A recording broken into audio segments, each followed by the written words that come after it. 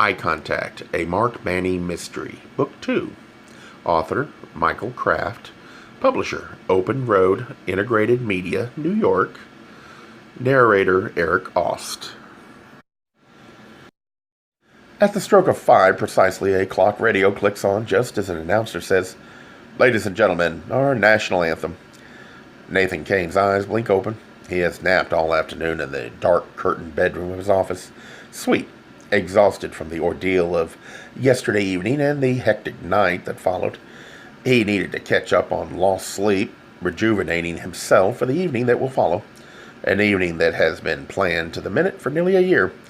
Through a thick Italian accent, a vigorous tenor, certainly not Paganini, wails, and the rocket's red glare, the bombs bursting in air.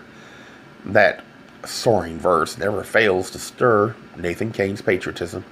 He can't just sit there, let alone lie there, while 100,000 people at the stadium have risen to their feet.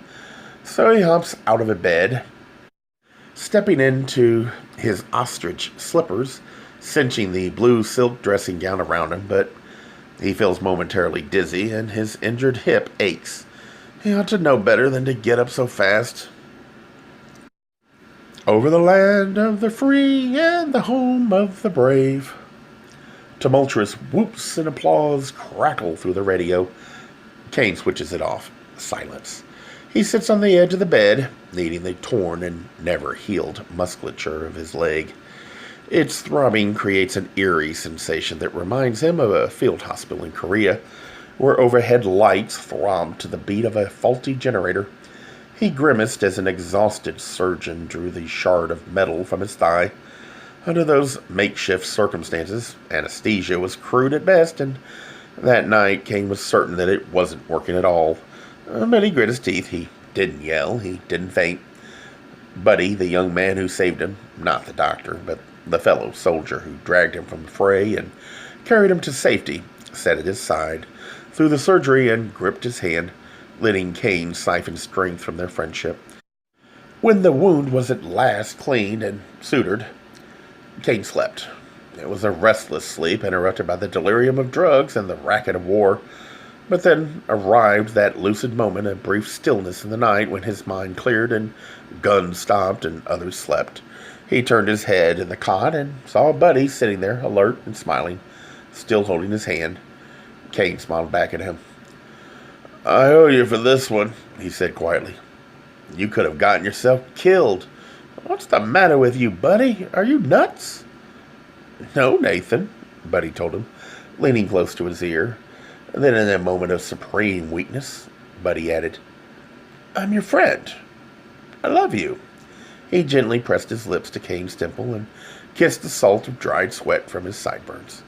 Kane stopped breathing, but his mind spun. Under the life-or-death circumstances of battlefield heroics, Buddy's display of affection was acceptable, even appropriate, wasn't it? But Kane knew that Buddy's words were a testament to more than friendship.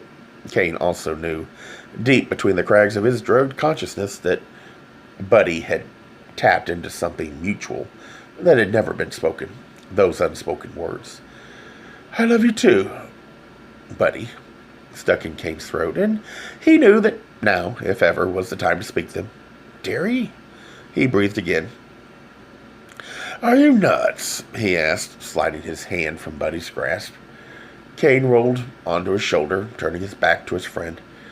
Now he stands, bends over, reaches under the bed, and pulls out his briefcase, stowed there for safekeeping, while he rested. Tossing it on the bed, he covers it with a fold of the comforter, leaving a telltale lump in the bedding. And then he crosses the room and opens the door to his bath. Inside, he removes his robe, slippers, and silk undershorts. He reaches through the doorway to a huge tiled shower room and turns the faucets. When the water running on his forearm meets his satisfaction, he steps inside and ducks under the hot spray. Without closing his eyes, he lets the drops hit him squarely in the face, remembering the next chapter in the history he has shared with Buddy. Both men rose quickly in the military ranks, with Buddy enjoying an extra boost from the valor he exhibited in saving Kane. Kane would retire with the rank of colonel, then focus his energies on building a communications empire. Well, Buddy remained in the military and eventually found himself at the Pentagon, where he now answers to only a handful of others. Kane still calls him Buddy, though he is known by his given name, of course, to the press, the public, and the presidents he has served. These two powerful men have remained close friends for nearly 50 years, since that night in Korea, and they have never discussed that incident on the cot, except once, earlier this year. Standing in the shower now, purging his nap grogginess, Kane goads his brain back to full alert. This accomplished, he soaps his body, washing efficiently. The finishing touch, as always, is to lather up a finger and scrub the crack between his buttocks. Then he rinses, turns off the water, and dries himself with a blanket-sized Turkish towel. He grooms himself quickly, combing his thinning hair with a sharp, precise part that runs from the left temple to the center of his scalp. Then he slips on a clean pair of underwear and pads out of the bathroom, leaving the rope behind. In his bedroom, he opens several closet doors, revealing a complete wardrobe that allows him to dash from the office, perfectly attired for any event, be it golf casual or white tie. This evening, though, he needn't impress anyone. God knows he won't be seen, so he settles on basic black, turtleneck, tropical wool slacks, and plain-toed Oxfords. Checking himself in a mirror, he gives a grunt of approval, then closes the closets. Kane crosses to the bed, uncovers the briefcase, and carries it to the door, which he opens. Walking into the vaulted space of his main office, he switches on a few lights. The blackout curtains on the west wall have been closed to the afternoon sun, and steps to the case that houses his collection of firearms. He opens the glass-paneled doors of the cabinet, and then he sets down the briefcase and opens it as well. Inside, there are no papers, no sensitive files, only the Nambu pistol with its unique jade handle. Maybe that's what got him to thinking about Buddy this evening. The gun was a gift from years ago, from his own collection, marking his rise to the power at the Pentagon. An odd token of friendship, a perverse expression of love, but one that Kane understood completely and implicitly. The gun was once used by a Japanese general who took his own life. As a matter of principle, more than 50 years later, it is still in perfect working order. It has been used again, recently, twice, again as a matter of principle. Lifting the pistol, he cradles it in his hands with a reverence befitting the Eucharist, and then returns it to its little silk cushion, plumping the edges, realigning the gilt-edged display card on its miniature silver easel. Perfect. Kane closes the glass doors and, noticing a smudge, buffs it clean with the fabric of his sleeve. Picking up the empty briefcase, he crosses the length of his vast office, arriving at the spiral stairs that lead up to his library loft. The winding stairway is a whimsical structure that anyone would find awkward to climb. Even a man younger and more agile than Kane would mount these stairs with a measure of trepidation. When this is over, Kane tells himself he really must have an elevator installed. The project would entail a mess, however, a lengthy disarray of his quarters, so he dismisses the notion, clunking upward. Tread by tread, he arrives at last on the balcony among the library stacks. The bookshelves are arranged tighter than they used to be in order to accommodate the metal cabinets that have recently been installed. They house electronics that are part of the journal's massive computer upgrade. Even now, on a quiet Saturday evening, they hum a low-frequency drone, emitting heat. The loft space is much warmer than the office below. Kane retreats into one of the aisles of books, arriving behind a metal cabinet. Instead of vents, this one has doors, which he opens. There are no electronics inside, just some shelving and a few hooks, like a locker. Kane tosses the briefcase inside. It thuds against the back wall of the cabinet. From one of the hooks, he removes a hooded nylon windbreaker, black, draping it over his arms. From the top shelf, he takes a pair of dark sunglasses, a ring of keys, and a sizable black book. There's going to be time to kill, and he might as well not waste it. Equipped with these provisions, he closes the cabinet and turns to the back wall of the loft. There, hidden from the view below, is a door. Kane unlocks it with one of the keys, steps through, and closes it behind him. Beyond the door is a tiny room. It may have been a broom closet, just big enough to contain a second spiral stairway leading up. He breathes a sigh of determination, then starts his climb. His bad leg darts with pain, just as it did yesterday when he trudged those last few flights to the top of the Mid-America building. He knew then that he could not be encumbered by something so trivial as physical discomfort. And he knows it again now. Yesterday's mission was a diversion, a tactical necessity, a preemptive strike, but today's is the real thing. Everything, absolutely everything is at stake. Arriving at the top of the spiral, Kane rests, breathing, gripping the tendons deep within his injured thigh, waiting for the throbbing to subside. Fully a minute passes before he can move on. Then he chooses another key from the ring in his hand, opens another door, and steps out onto the tower platform of the Journal building. Blinded by the slant of the early evening sun, he dons the dark sunglasses and surveys the rooftop. The Journal building is only half the height of Mid-America, and its tower platform is much smaller, only a few yards square atop the peaking Gothic limestone structure. While David had difficulty yesterday locating the laser projector amid the clutter on the Mid-America building's spacious roof, Kane has no difficulty whatever finding the projector's counterpart up here. There is room, in fact, for nothing else. Years ago, there were radio transmitters up here, broadcasting from a single mast, but as the city grew, the transmitters moved to taller buildings, leaving the defunct antenna as a decorative finale. There are any number of taller buildings better situated that might have served as the third point of the triangle for tonight's spectacle, but the whole plan was developed by Nathan Kane, presented to the mayor by Nathan Kane, funded largely by Nathan Kane, with no one else involved in the project who would dare suggest overruling Kane in his insistence that the Journal building be used as a projection site.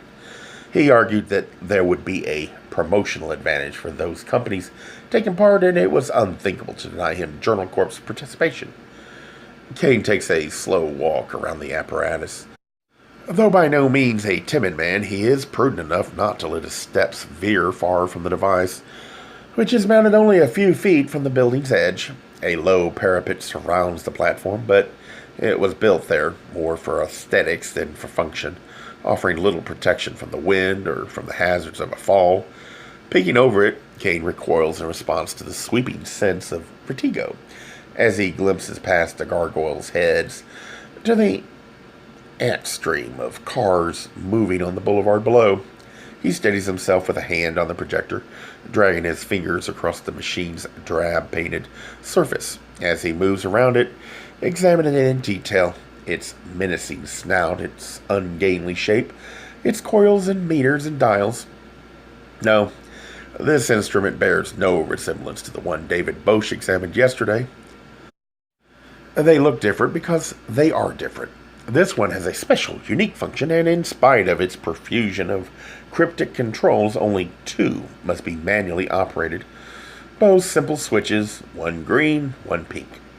Nathan Kane assumes his post, sitting on a folding camp stool, waiting to pull these switches. He knows when to do it, and he knows what will happen when he does. He looks at his watch. There's still plenty of time until he must act. He's glad he brought the book. It is the Bible. He rested on his knees and opens it from the back, finding the first chapter of John.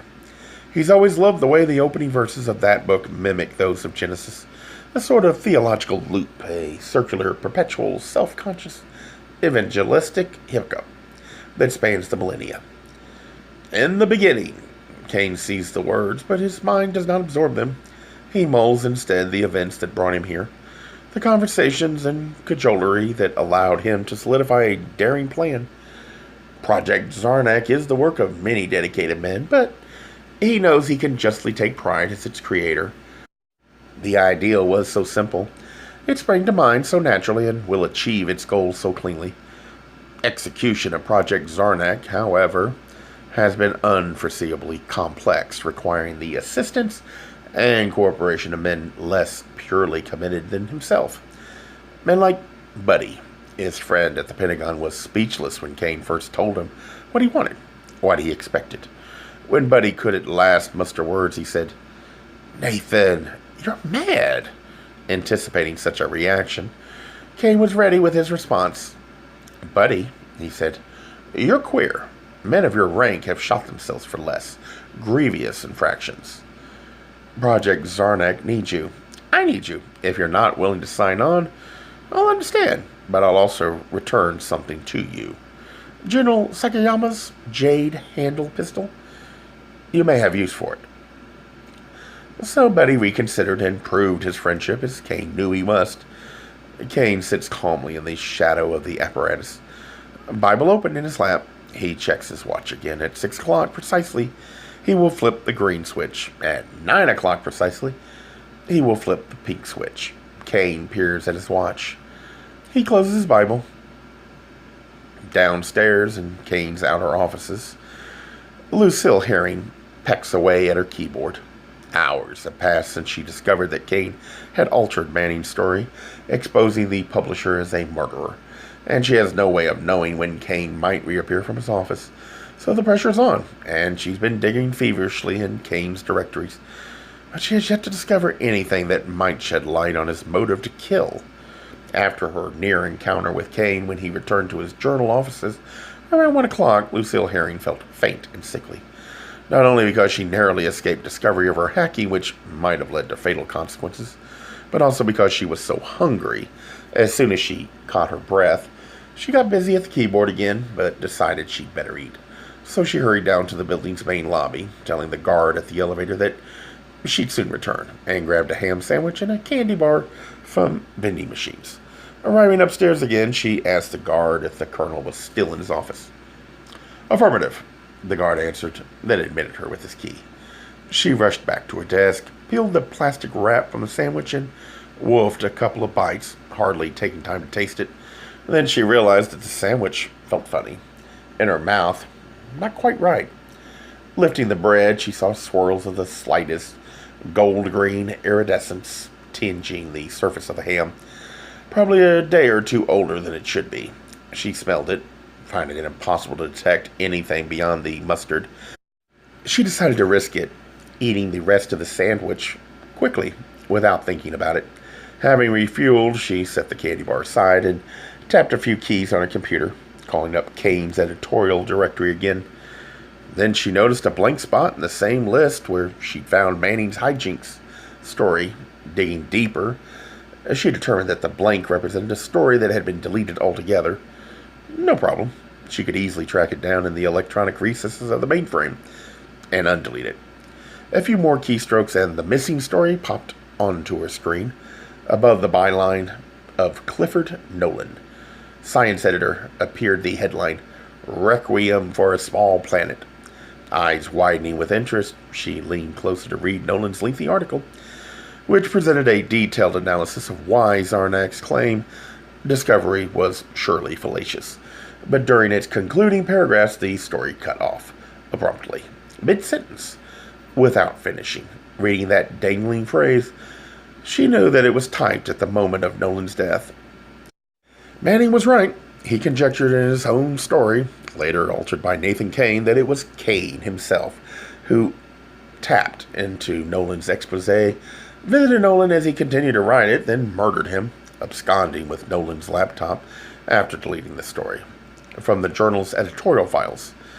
Lucille Herring can't shake the uneasy grief she now feels, having learned the circumstances of Cliff Nolan's demise. She detested the man. Indeed, she hated him for his unwelcome advances and his spiteful threats of recrimination. But she understands that his death was a noble one. He fell, as it were, in the line of duty, attempting to share the truth of his knowledge with the public. In his last act, he became an unwitting martyr to journalistic integrity. She knows, as Manning does, that Kane has murdered 2 of his own reporters, but she can't fathom why. What could possibly warrant such treachery? All she can do is to keep on hacking, hoping that something will catch her attention and provide her with a hint, a tip, some mere suggestion of a motive. It's nearly 6 o'clock. She's getting frustrated and tired and hungry again. Glad to have that candy bar in reserve, she rips the wrapper from it and chomps a mouthful of nuts and chocolate. With her free hand, she scrolls through her list of Kane's recent correspondence, finding nothing of note. Then she cursors along an obscure path and spots a subdirectory that has till now, escaped her attention. Email. She smiles, swallowing the lump of candy, tossing the rest into a wastebasket. Typing, she says aloud, I wonder what dirty little notes you've been swapping with unseen partners in seedy, far-flung chat rooms. She frowns. She can tell from the slugs that most of Kane's email is just inter-office memos, but then she scrolls past a long sequence of files titled Buckman01 through Buckman88. They were all written within the last few months, the most recent ones only hours apart. Interesting. She opens the last of them, sent yesterday afternoon, Friday at 4. It begins without salutation. Urgent errand at Mid-America site later today. Serendipitous clue at lunch with Brad and Carl. We'll detail at our nightly meeting. Maybe late. Schedule is firm for tomorrow. Green switch at 1800. Pink at 21. God bless America. Lucille Herring stares at the words, perplexed. She knows from Manning's original story filed by Modem last night that Kane's reference to an urgent errand must refer to the killing of David Bosch, mistaken for Manning. But what does Kane mean by green switch at 1800, pink at 21? Surely he's referring to 6 and 9 o'clock tonight, but what's with the colored switches, and to whom was this email sent? Who's Buckman? She glances at her watch. It's a few minutes before 6. Something's going to happen. And she really ought to tell Manning about it. Maybe if they put their heads together, they could figure this out. And what, if anything, should she do about Kane? He's still in his suite, somewhere in the inner sanctum, and he ought to be arrested. She needs to talk to Manning, but how is she to reach him? He's undoubtedly in hiding, hardly likely to be sitting home by the phone. She remembers that he carries a cell phone and a pager, but doesn't know how to get those numbers. Maybe a little more surfing of the journal's mainframe will provide that information. It's worth a try. She checks over her shoulder, confirms that Kane's office door is still closed tight, then sets to work at her keyboard. A Gay Mysteries audiobooks. I think it is easy to hate a label, but a face humanizes the word. So this effort is twofold. To offer comfort to those like myself that your world didn't end because you don't fit into the view of acceptable society on both sides. And in hopes of helping those with family that are LGBTQ, that it doesn't mean we are aliens from the child they once knew.